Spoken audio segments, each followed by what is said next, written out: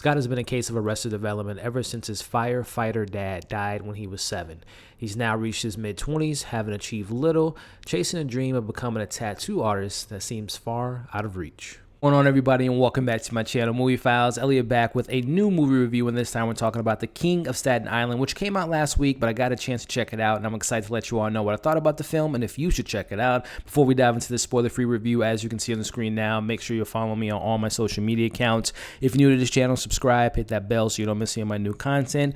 Give this a thumbs up, helps out the channel, but I also really appreciate it. And if and when you've seen The King of Staten Island, let me know what you guys thought about the movie, the pros, the cons, your favorite moments, and if you had a good time with this movie, let me know your thoughts in the comments below. So yeah, didn't check this film out last week because I am not a fan of paying $20 to rent a movie for a couple days, but courtesy of my new friends over at the Inner Cut Podcast, they had a free screener.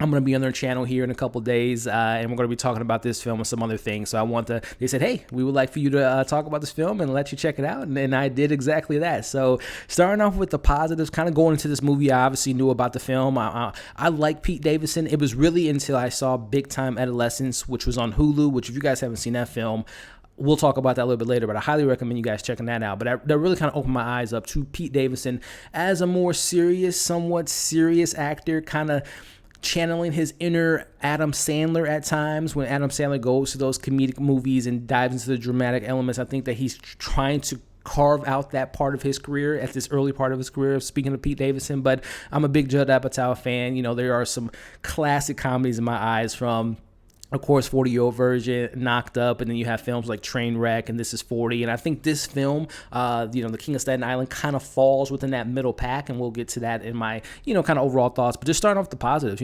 again, coming off of Big Time Adolescence and jumping into this, Pete Davidson, again, like I said, guys, and I even said this much in my, Big Time Adolescence review, he channels this kind of Adam Sandler-ish type of personality in his films, where he plays this big kid who lives at home with his mom in this film, very similar to what he did in the Big Time Adolescence. And he has to kind of go, it's a coming-of-age story, right? He's kind of not making the good decisions. He has this group of friends that I wish we would have gotten a little bit more time with, but, he has these friends that he kind of just does the same thing, smoking weed, watching movies, and not really much doing, much with his life. And then you have this relationship that he has with his mom, it has with his sister, and you see the kind of the ups and downs in their relationship, but it's all kind of centered around the fact that he lost his dad at a very early age, the age of 7, and how that kind of impacts him, and him dealing with some mental health issues, dealing with ADD. So there's a lot that kind of influences this movie, because if you guys don't know, this film is loosely based on Pete Davidson's real life, especially with the storyline with his father passing away, being a firefighter, different circumstances in this film than what took place in real life. But that's the heart of this film, right? And that's something that I really always appreciate about Judd Apatow. He always has the funny moments, right? He always brings in some really good comedic actors, whether it be an Adam Sandler, whether it be a Seth Rogen. In this case, you have Pete Davidson. He's always able to tap into that darker, kind of more, emotional side. And that's one of the things that I was actually very pleasantly surprised with. This film definitely dives deeper into the dramatic elements, more so than the comedy. The comedy's there, but the dramatic elements definitely kind of hone in the heart of the story, which is just seeing, Pete Davidson's character finally kind of coming to his own, finally taking the responsibility, finally having some type of goals and some things to kind of reach for. And that's really what stood out to me in this film. Now, with this being a comedy, I'm not going to lie, it took me a little bit to kind of get used to the format of the comedy. Again, I'm very familiar with Pete Davidson's comedy as well as Judd Apatow, but as you all know that have seen Judd Apatow films, his movies always have this type of rhythm where it's just like kind of kind of off the cuff, kind of ad-lib type of moments. And again, that's where he gets those great comedians that could just kind of go off the top and just kind of mix in their own flavor and a little bit of their personality. But sometimes when you have a film like this where the other actors might not be necessarily trained in the field of comedy, so it kind of takes a little bit to kind of get used to the really funny person interacting with the actor trying to be funny. And that took a little bit to get used to. But I will say, when it did get to the comedy, the more kind of subtle, dry comedy, it's not like 40-Year-Old Virgin where there's just outrageous situations going on, but it's more just everyday life and just kind of being in a situation that Pete Davidson finds himself in, whether it be tattooing kids, whether it be walking kids to school, interacting with his friends. So that's where the comedy really kind of hit for me. I will say the supporting cast, even though there were certain people that I felt like were left out for huge chunks of the film. When we get the relationship with him and his mom, I think that's really the heart of the story. I love Marissa Tomei and her role in this film and their relationship and her relationship with Bill Burr, who I have to say was the standout character for me. I'm a big fan of his stand-up comedy, seeing him in other movies and shows, more recently in The Mandalorian. I thought for me, when the film really kind of took off and really kind of found its rhythm is when Bill Burr's character interacts with Marissa Tomei's, Pete Davidson's mom, and that's where the story and kind of the momentum of the film really picked up for me. But Bill Burr did a really good job in this film as the character that is dating, Pete Davidson, Scott's mom, in regards to Ray and Ray being a firefighter of his own and having kids of his own and past relationships and kind of intertwining their relationship was very interesting to say the least. And I really thought that Bill Burr brought another layer to this film and kind of, it is Pete Davidson's film as we're watching Scott kind of go through his life, but I think it was really great to have a Bill Burr next to his side and have a Marissa Tomei and having the other supporting characters kind of help Pete Davidson kind of lead this film. And I thought that they complemented his acting chops and as well as making those funny moments really a highlight and shining moment. But I will say, kind of transitioning into the negatives, we all know, I don't want to sound like a broken record, Judd Apatow films kind of linger on. He likes to dive deeper into the stories, and I think that a lot of his films can always kind of chop off about 15-20 minutes, and this film definitely has that. And I will say, in this film, more so than his other films, the supporting characters really take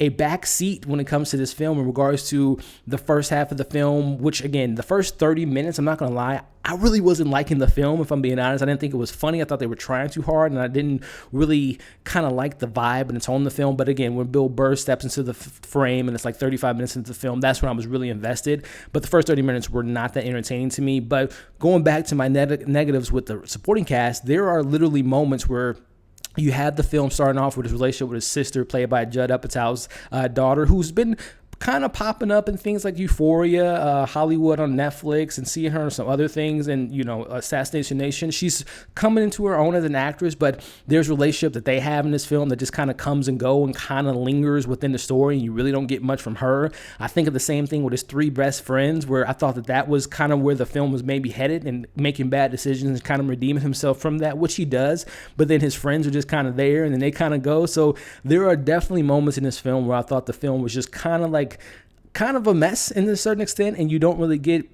certain arcs or certain characters back into the mix. And he has this, Scott has this romantic relationship with one of his best friends that just kind of comes and goes and comes again. And I thought that the story, again, was just a little inconsistent for me, especially when it came to these supporting characters and having not much to do and then just popping in conveniently or just popping in randomly. So that's definitely something I didn't like. And again, it's just a matter of Judd Apatow. He sometimes he does a good job of playing with dramedies where you have the funny moments and a drama, but this film just kind of took a while to kind of get used to that format and kind of get used to the pacing of this particular film. But those are just some of the things that come to mind, and without getting into the spoilers, obviously. But overall, like I said, I have 40-Year-Old Virgin, Knocked Up. Those are like my top tier Judd Apatow films. And then I put this film kind of in the same boat as Trainwreck. This is 40. And then this film is kind of where that falls. So it's not, bottom of the barrel, because I don't think Judd Apatow makes bad films, but I think he has a certain style, a certain rhythm that sometimes works consistently. But this film was just a little bit too inconsistent.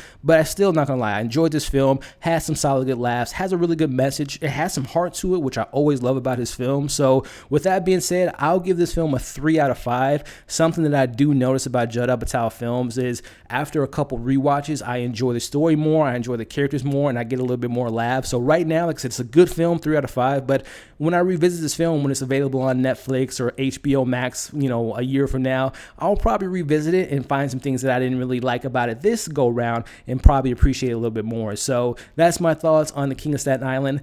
$20, I don't think it's worth the $20 to rent right away, but if you have the money, check it out. But, when it's available at Redbox or once it is available on streaming, give it a shot. But I don't think it's worth that $20, if I'm being honest with you. And again, thank you to my friends over at the Intercut Podcast for the screener. But that's just my thoughts of the film. As always, let me know what you thought of the film, that you think it was funnier than what I did. Did you enjoy the story more? Did you want more of the supporting characters? Did you want more of the story to be a little bit more fleshed out and have a little bit more of a consistent tone? Let me know your thoughts in the comments below. As always, like, share, comment, subscribe to this channel. Make sure you check out all my content I have lined up for this weekend. I will be joining some podcasts, as I had mentioned, some watch-alongs, and a lot of fun things this weekend. So definitely check that out on the community tab. Hope you all are doing well, and we'll see you on the next video.